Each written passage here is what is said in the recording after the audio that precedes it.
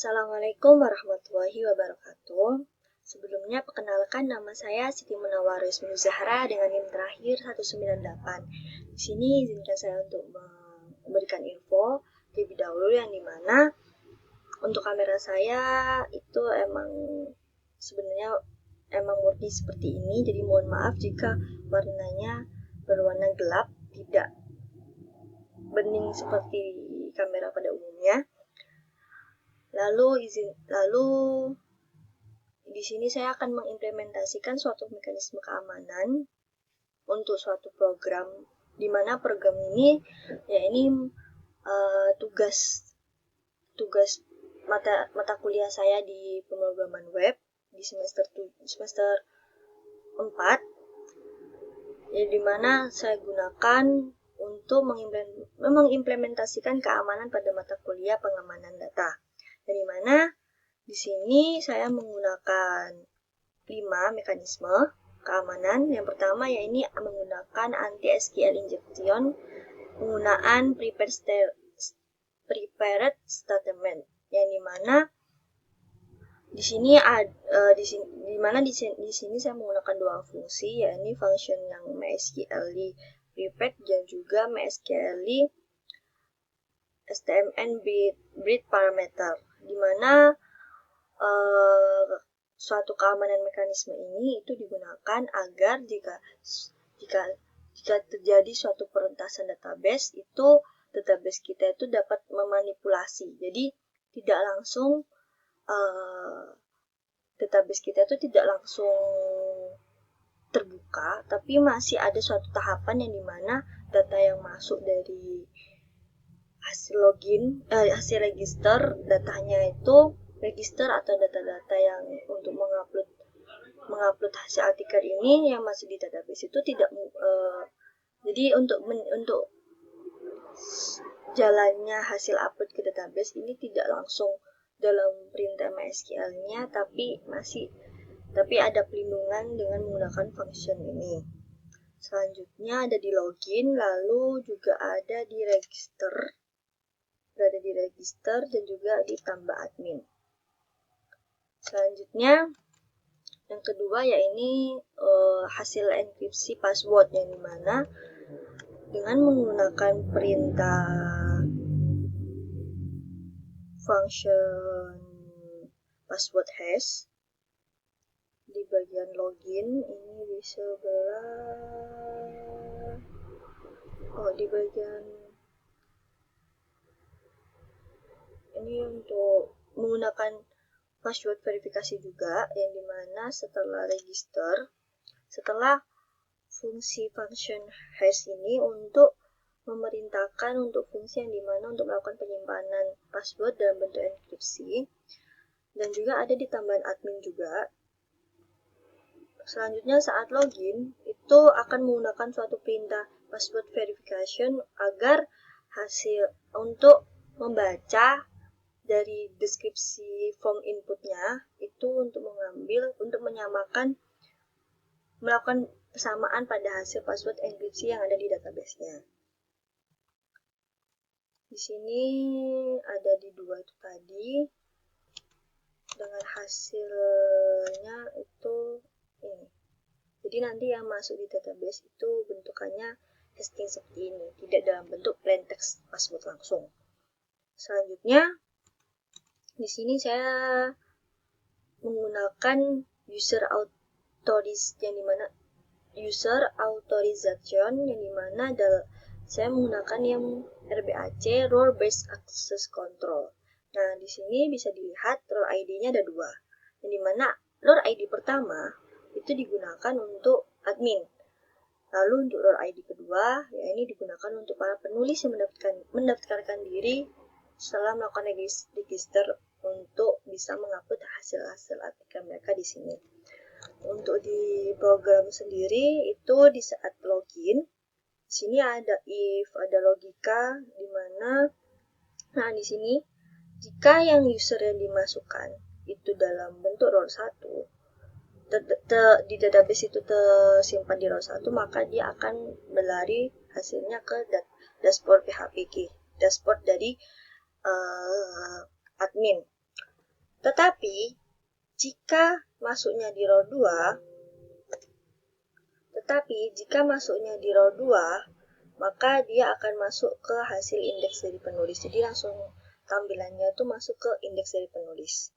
Jadi di sini ada arahan yang dengan menggunakan mekanisme keamanan user auto reach RBAC ini memudahkan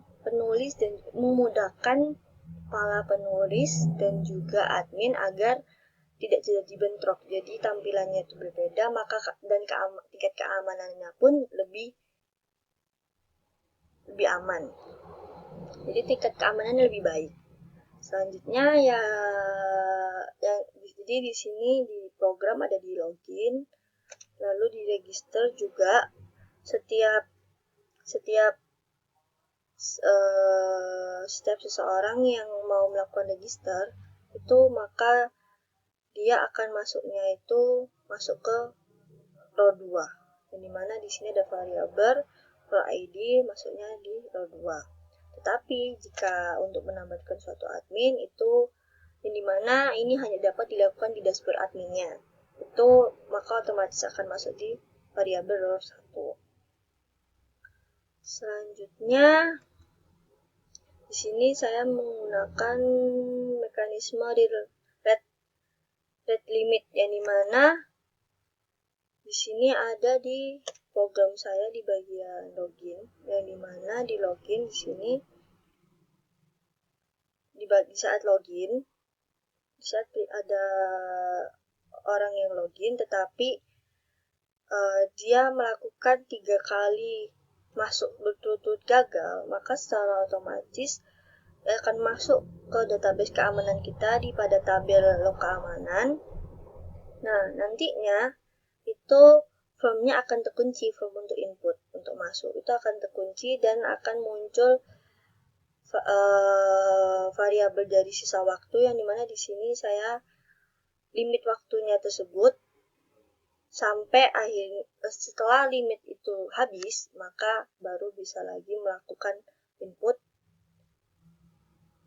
akun. Di sini ada di bagian login, mungkin langsung saya demokan. Contohnya di sini saya mau login. Contoh saya di sini, ini belum akun yang belum terdaftar. Misal saya mau menggunakan email saya 2306. Nah, menggunakan email ini, Nah, jika memang belum pernah melakukan suatu register, maka dia akan muncul seperti ini, email dan password salah. Terus coba ini masih ada coba sisa 1. Kita coba lagi. Nah, ini sudah 3 kali gagal. Maka kita coba lagi. Nah, maka otomatis akan muncul di mana di sini ada waktu 17 detik. Setelah waktu ini selesai, baru kita dapat masuk input lagi. Ini jika emang tidak pernah melakukan suatu register. Nah, jika sudah, di sini kan ada percobaan 2 kali. Misal saya sudah memasukkan akun di sini dengan nama seperti ini.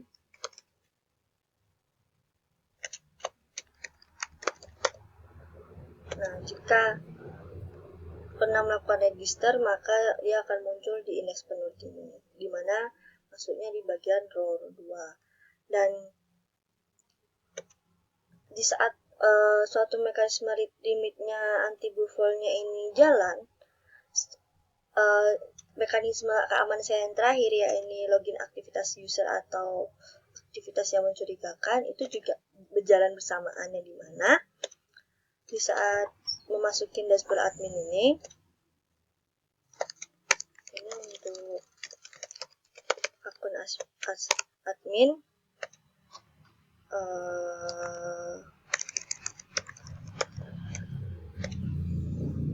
maka akan muncul suatu peringatan keamanan di mana sistem mendeteksi satu aktivitas login yang mencurigakan.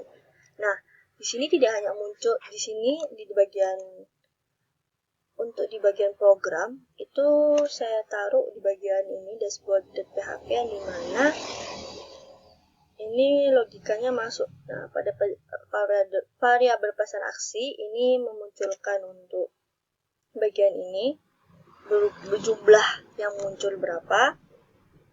Selanjutnya, nah di sini ada selanjutnya nanti biar bisa muncul itu ada logika yang dimana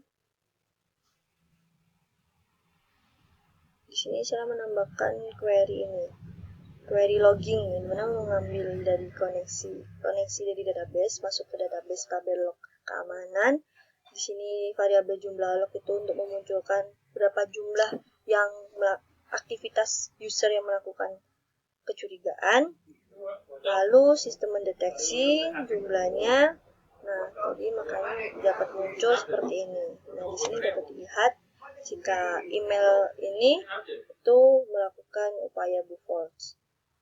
Nah, di sini hanya tidak data log ini munculnya diambil dari tabel database yang ini. Di sini juga muncul hari dan juga hari tanggal.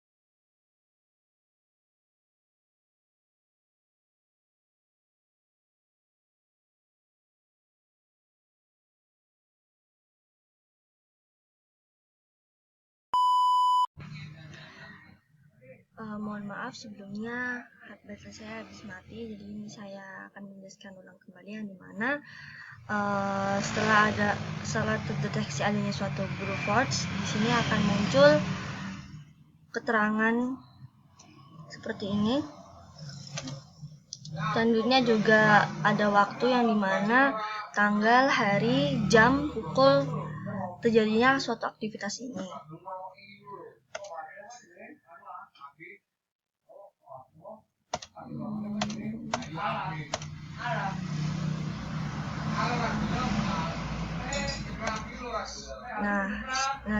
Nah, setelah jadi suatu aktivitas itu, maka di sini admin dapat melihat dan juga dapat melakukan aksi yang dimana memegang agar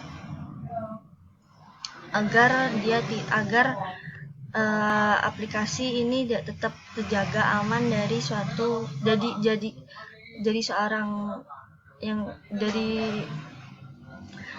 agar user ini tidak lagi melakukan suatu aktivitas ilegal dan membobol website ini.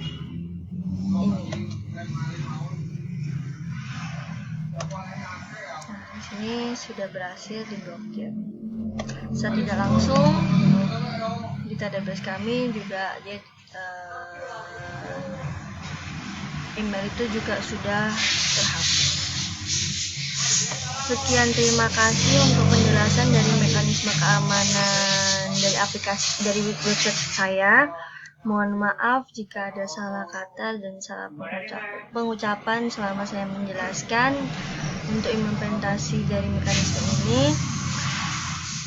Saya akhiri. Wassalamualaikum warahmatullahi wabarakatuh.